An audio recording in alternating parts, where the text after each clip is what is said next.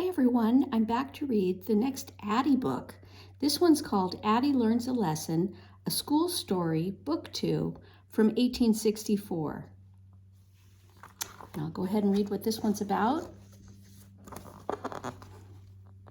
It says, Addy Learns a School Lesson. Addy Learns a Lesson, a School Story by Connie Porter. Addy Walker and her mother arrive in Philadelphia to begin life as free people. Everything is new to them in the big city. Addy is most happy about two changes. She has a friend for the first time, Sarah, and she goes to school, where she learns to read and write. In school, Addy sits next to Harriet. Harriet is smart, wealthy, and popular, and Harriet has the life Addy thought freedom would bring her. Addy hopes to be Harriet's friend and Sarah's friend, but Addy ends up having to make a choice. As a result, she learns about real friends. Okay, and here are our characters. We have Addy's family. There's Papa, Addy's father, whose dreams gives the family strength. Mama, Addy's mother, whose love helps the family survive. Addy, a courageous girl, smart and strong, growing up during the Civil War. There's Sam, Addy's 15-year-old brother, determined to be free, and Esther, Addy's 1-year-old sister.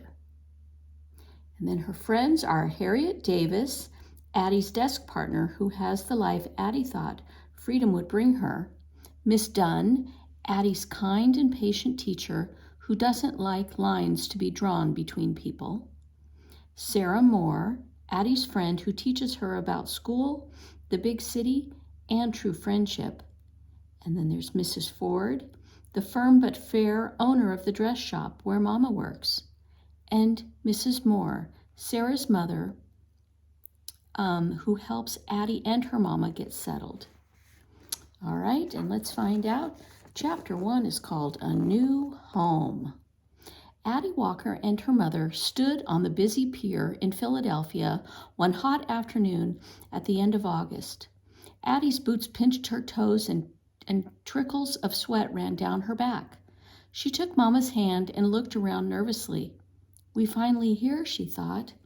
Mama and me in Philadelphia. We're going to start our new life here.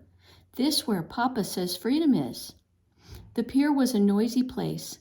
Huge crates hung from ropes overhead. They swung by clumsily as they were loaded from ships. Addy cringed, thinking one of the ropes might break and a crate would come crashing down on her and Mama.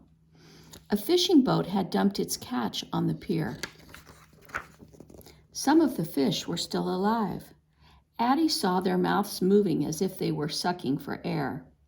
Addy felt the way the fish looked, as though she couldn't breathe in the dirty, yellow-gray air that smelled like burning fires.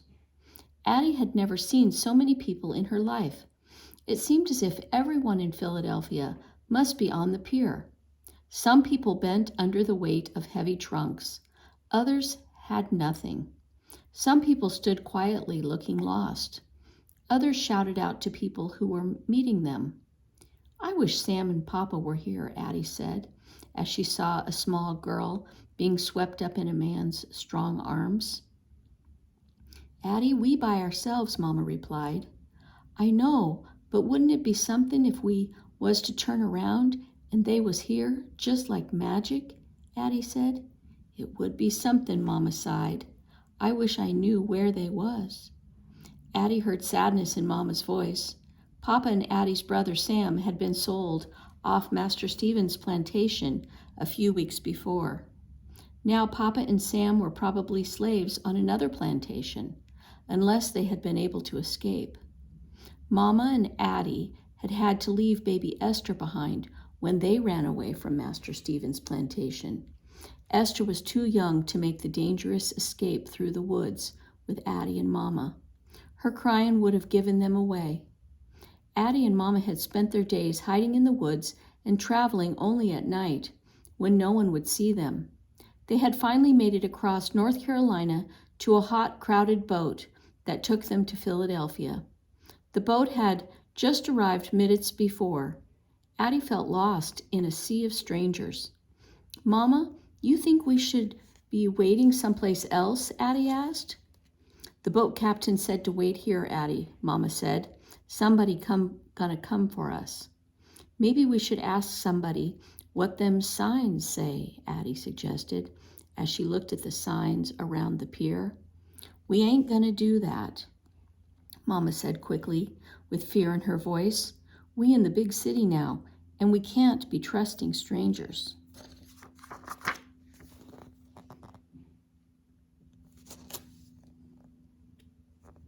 I wish I could read, Addie thought. Then I could help. But she did not know one letter. As she shifted back and forth on her aching feet, Addie began to worry. Maybe no one will come. What if we got to find our way around the city by ourselves? Where are we gonna go? Addie's heart started to race, but she tried to keep her face looking calm.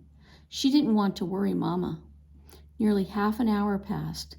The crowd had thinned out when Addie saw a woman and a girl coming toward them. Addie kept her eyes on the girl. She was about Addie's size. She skipped ahead of the woman and waved to Addie, as if she were a long-lost friend. As she came closer, Addie saw a sunny smile on her face. I'm sorry we're late, said the woman, who was tall and heavy-set. She reached out to hug Mama and then Addie. I was told you was coming to the Libby, which is way down on Pier 35. Come to find out, you was on the Liberty here, on Pier 3. I'm Mabel Moore, and this is my girl Sarah. Sarah reached out and shook Addie's hand. It's good to meet you, she said. Up close, her smile was even brighter. Mrs. Moore went on. We from the Freedom Society of Trinity AME Church, and we're going to take you to the church to see about getting you settled. We grateful, Mama said. I'm Ruth Walker, and this is my girl Addie. Well, come on with us, Mrs. Moore said. As they fell in step behind their mothers, Addie looked shyly at Sarah. Sarah's brown skin was the same color as Addie's. Her hair was as short as a boy's, and her faded dress reminded Addie of the shift she had worn back on the plantation. Sarah's big dark eyes were so bright. Addie could see herself in them when Sarah turned to her and asked, Where'd you and your mama come from? North Carolina, Addie answered. We was slaves on a plantation. My family from Virginia. We was slaves too, Sarah said. My teacher, Miss Dunn from North Carolina, her family was slaves too. They got colored people up here teaching school, Addie asked. She could hardly believe it. Back on the plantation, she didn't know any colored people who could even read. They sure do, Sarah said. Miss Dunn went to college and everything. You got to be smart to do that. Sarah looked at Addie. You was coming to school, ain't you? Mama said, say I can go, Addie answered. That's good, said Sarah. We learn to read and write. We have spelling matches, learn our sums and everything. And we even study the war. You're going to like school, you'll see. And just then they came to a busy corner. Sarah took Addie's hand. I don't want you getting lost on your first day, she said. Addie was glad to hold Sarah's hand. She hardly knew where to look as they walked down the crowded, narrow streets. She stared at the carts piled high with fruits and vegetables, heaps of coal and bundles of rags. She looked at the horse-drawn wagons and carriages that sped past them. She looked down so she wouldn't step in garbage and horse droppings. She stared at the people, black and white, young and old. Oops. Many of them wore fine clothes. Sarah pointed to a street sign. See that sign there? She asked Addie. It tell you where you at. We on 2nd Street now. When I come up here, I got lost loads of times because I couldn't read. Wish I could read, Addie mumbled. Not reading is nothing to be ashamed about, Sarah said, giving Addie's hand a reassuring squeeze. Miss Dunn will teach you to read. She taught me, and I can help you learn too. Addie smiled at Sarah. I'd like that, she said. I'm going to help you, I promise, Sarah said, smiling her sunny smile. When they arrived outside the church, Addy was amazed at how big it was, and when they went inside, she could hardly believe her eyes. Addy had never seen such a huge place before. She stood in the middle of the center aisle and slowly turned around. That's a pipe organ, Sarah said, pointing to the back of the church. It make real pretty music. The choir sit up there with it. And look, there in the front of the church, that's the pulpit for the pastor. What's that wrote over it? Addy asked. It says, "Peace be within thy walls," Sarah said. Mrs. Moore led Addy, Mama, and Sarah down to the basement of the church and into the large meeting hall filled with people. The candles in the wall sconces gave the room a warm glow. Long tables were covered with platters of fried chicken, greens, biscuits, pies, and cakes. Addy had seen food like this only once before, a long time ago, when Master Stevens had a grand party. Sarah whispered to Addy that most of the people in the room were church members she knew, but some were slaves who had just arrived from the South. They were new like Addy and Mama. By the time Addy and Mama sat down to eat, it seemed they had been hugged by everyone in the room. Addy felt that they were being welcomed into a big family. While they were eating, Mrs. Moore asked Mama, "What kind of work can you do?" "I can sew some," Mama said. "Back on the plantation, I did mostly mending, but sometimes I made shirts and things like that."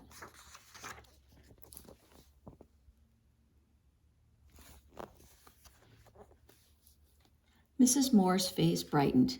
"I know where you might find some work," she said. "There's a woman over on South Street named Mrs. Ford. She's a white woman, and she's got a small dress shop. She can be fussy, but she pay good, and I think she got a room you and Addy can stay in."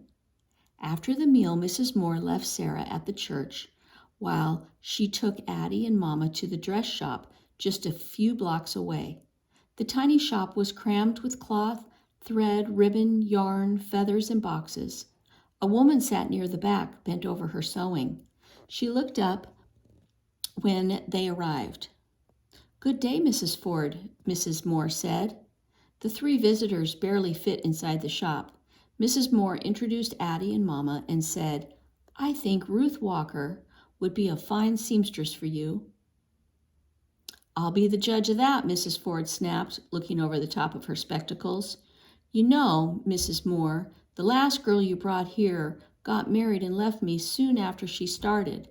I'm an abolitionist, and I want to help you colored people, but I have a business to run, and I can't take too many chances." "Mama's a real good sewer," Addy added bravely. "And we ain't gonna take off." Mama squeezed Addy's arm, and Addy fell silent. Mrs. Ford's sharp eyes looked at Addy and then at Mama. She said, "I'll hire you, Mrs. Walker, on a trial basis. $1 a week to start. I run a first-rate shop here. Most of my customers are from Society Hill, and they expect the best. You'll have to do fine work, and I'll expect you to make some deliveries. If you can't do the work, I won't keep you on. This is a business, not a charity ward." All right. "Oh, yes, Mama. Oh, yes, ma'am," Mama said. Her voice was soft but steady. "All right, then," said Mrs. Ford. "I'll take you up to the room where you and your daughter can stay." Addy, Mama, and Mrs. Moore followed Mrs. Ford up 3 flights of steep, dark stairs. At the top was a garret. Addy's heart sank. The room was dirty, stuffy, and hot. It was smaller than the cabin that Addy's family had lived in back on the plantation. A table with 2 chairs stood in the middle of the room, and a bed had been pushed into one corner. There was a small stove. And then Addy saw something that made her feel better, a window that looked out over the street. Addy's cabin on the plantation had no windows. "It's not much," Mrs. Ford said. "It's hot in the summer and cold in the winter." "It'll be fine," Mama said quickly. She put her arm around Addy's shoulders. "We gonna make it a home."